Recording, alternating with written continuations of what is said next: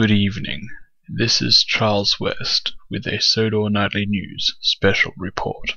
Yesterday afternoon, the island of Sodor was struck by one of the biggest storms in its recorded history. Yet, despite this, the trains of the Skarloey and Northwest Railways continued to run.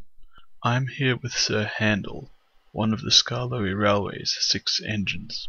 Sir Handel, I understand you played a role in evacuating the town of Lakeside? Yes, we had been running supplies and sandbags up to Lakeside all day. I was double-heading with Rusty. We arrived with some coaches for the townspeople, just as Reneus and Peter Sam had finished unloading their sandbags. You had better get moving, I told them. The lake water is rising rapidly. They quickly left, while the townspeople crowded into our carriages. Skarloey and Duke had already taken one train of townsfolk, and there wouldn't be time for another. Once they were aboard, Rusty and I quickly set off.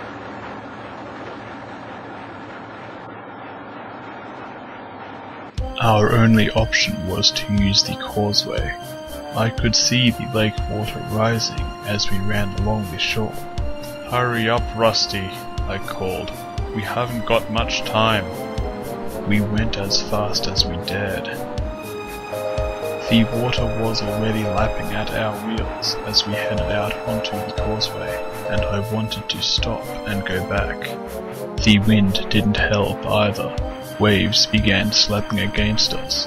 Then, Rusty got hit by a big one.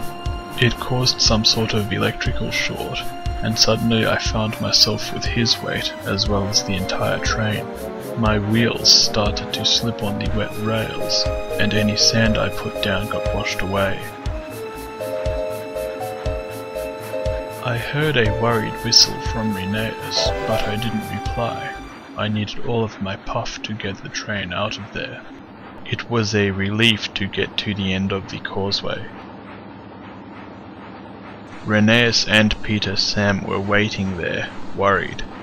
I explained what had happened, and Reneus coupled onto the front of my train. We quickly headed for Croven's Gate. Stepney was waiting with some medical supplies and personnel, in case they were needed. Sir Topham had arranged for them to be sent up. And were they needed? I think they had to look after a few of our passengers. That's quite an inspirational story, Sir Handel. May I ask what kept you going? There was an incident many years ago when Duke saved my life by not giving up. He hadn't let me down then, and I realized I couldn't let our passengers down now. Well, it was a commendable effort, Sir Handel. That's not the only heroic story to come out of last night. We'll be back with more coverage following this brief word from one of our sponsors. He takes you to your trains. Engines on the Northwest Railway find him helpful. He runs services all over the island. He is Bertie the Bus. I don't usually fuel up away from my Home Depot, but when I do, I prefer Sodor fuel.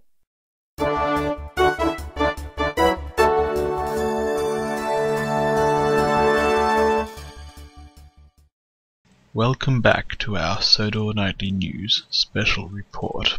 Behind me is Ben. Hello. He and his twin, Bill, work the Sodor China clay quarry at Brentham. I understand you also work in the docks, and were there last night? Yes, that's right. About an hour after the storm had hit, Bill brought back a train of trucks that was supposed to have gone onto one of the ships. "Hold on, I need that track," I said. "The water's too rough outside the harbour," he replied.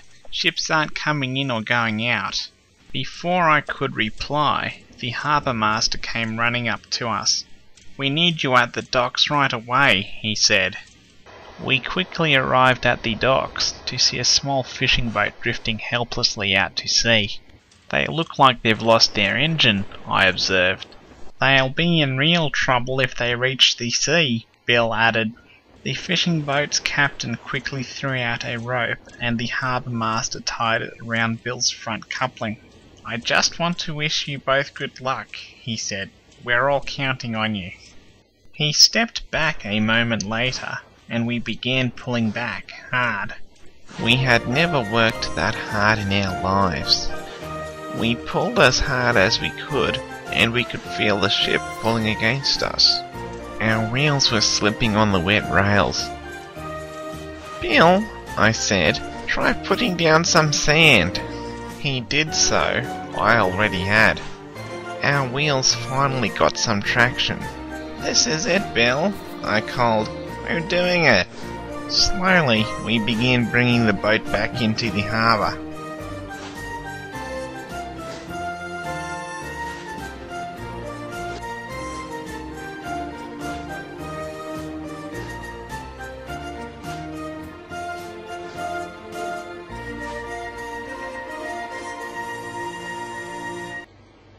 Once the boat was back in its berth, the harbour master made sure it was properly tied up with chains. I'll bet the crew was glad you were there. Yes, the captain came by to thank us this morning. And there you have it, ladies and gentlemen. 2 outstanding examples of the heroic spirit shared by the engines of the island of Sodor. We will be back to your regular program next time, but until then, I'm Charles West, and you've been watching Sodor Nightly News.